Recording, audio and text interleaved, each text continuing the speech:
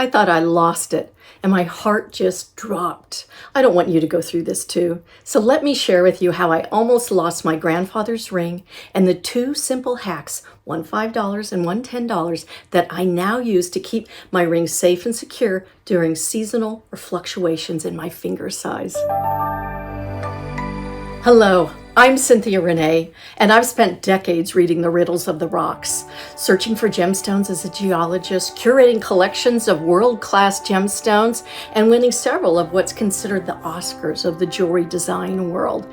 Now I'm here to share what I know about gems, jewelry, and life itself.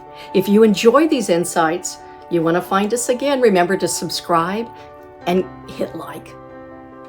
When fall and winter come and their cold weathers, our fingers contract and our rings get loose. The rings can slip off without us knowing it. They can spin and twist, and it could be devastating to lose something so meaningful to you. My grandfather's ring has tremendous significance to me. It's engraved with the name of my grandmother, which I also gave as a name to my oldest daughter, and I was looking forward to being able to pass it down to her someday as a tangible legacy. Pass it down, but maybe not too soon. I wore it on my pointer finger. I didn't want to resize it because I didn't want to cut Grandpa away, and I wanted to wear it just as Grandpa wore it. An artist friend once told me that wearing a ring on your pointer finger, it's the most adventurous finger to wear a ring on, and I have to kind of agree with that. I feel like an oracle pointing the way forward. One cold October morning, I ran out of the house quickly. My dog, let's call him Houdini, escaped. And it was cold, and I was searching and searching and searching for him. I was wearing Grandpa's ring. I finally found my dog, and I looked down, and my ring was gone. I had not remembered it even going missing or dropping or hearing a sound. But what I do remember is that it was cold out and sticking my hands in and out of the front pockets of my jeans, trying to keep my fingers warm. My neighbor helped me look. We looked for gleams in the grass, nothing, and I felt sick to be able to lose something like this that is so meaningful to me. Maybe not tangibly valuable, but the meaning makes it more valuable than anything. It's just 10 karat. It's probably not even solid gold, but it is the world to me. Later that day, thank God, I felt into my front pockets of my jeans again, and there was my ring. I guess it had slipped off while I was putting my fingers in and out of my pockets. I don't have to tell you how relieved I was. I'm here to share two simple, budget-friendly solutions that I stumbled upon to be able to prevent this from happening again. It can help you keep your ring safe, and you won't have that sinking feeling of losing something that's valuable to you. They're invisible, completely removable, and they won't harm the ring. Oh, and they're inexpensive. I think one is $5, the other is $10. They keep your rings stable and also without having to resize them, but they also will keep them from spinning. Like sometimes your rings can spin in the winter because it's just your finger contracts. And then when warm weather comes, you can easily remove them and you're back again with your regular sized ring.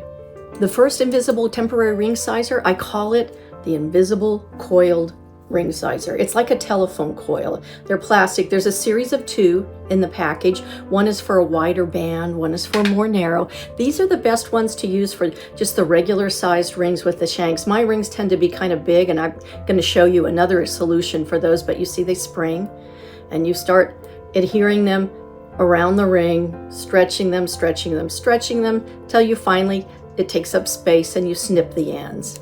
As you can see, they're a clear plastic and they're a springy type material. So you can wrap them around the shank of your ring. Let's use this ring as an example because Grandpa's ring has too wide a band to really be able to use these, even the larger sizes. So say I wanted to wear this as a pinky ring one day.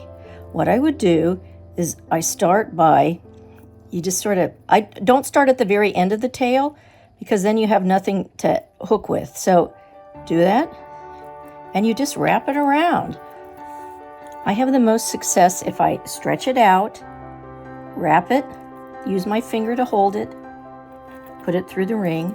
Again, I stretch it out, wrap it, put my coil through the ring again. And so you'll keep doing this for a little bit. You can consider your meditation. Are you stressed out while you're doing it? You might need to take a few breaths and remind yourself. If you need just a little bit of a size difference, don't put as many coils down. If it's really a lot bigger, then add more coils. So with this one, I'm just going to wear it as a pinky ring. I'm going to get out my little Swiss Army knife, cut the ends. I'm going to cut this extra on this end. There we go. And now, oops, I can wear it as a pinky ring without being concerned that it's going to be falling off. I like that. This is what it looks like on the back. Here's what it looks like after I've cut and trimmed the ends. If I wanted it to be a longer, look at this, I love this. It's a wolf head, but now it fits as a pinky ring and I don't have to worry about it falling off. This is for demonstration. I might actually put a few more coils on if I was wearing it for real, but you get the idea, right? The second style of temporary ring sizer is what I call the plastic sleeve. It's harder plastic, not flexible like the coil, and it fits just inside the shank of your ring and just takes up, it's like a shim, just takes up enough space to make your ring secure. For Grandpa's ring, that's what I'm using because it's a wider band, but it just fits on. Here it goes. And I'm not going to be finding that in my front pocket because it's not coming off. The second style of invisible temporary ring sizers is what I call the plastic inserts. It's a harder plastic. You stick it. It's for wider bands, wider band rings, and this is probably better for Grandpa's ring because it's pretty wide. But you see how it fits there? And then it's just not coming off so easily. That's Try It. This is a ring that it's been really pretty loose here come fall, and in the summer it's pretty tight. So I don't want to lose that either, but the shank is wider. Let's see how it works here. Oh, it just snaps right in there.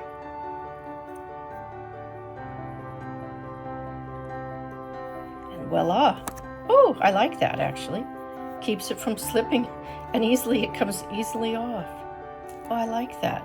And then when spring and summer comes, off it goes.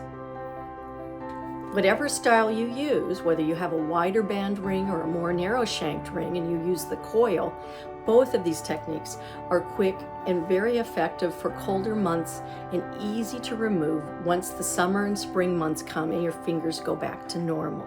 I'll have links to both of these ring sizers in the show description so you can easily find them.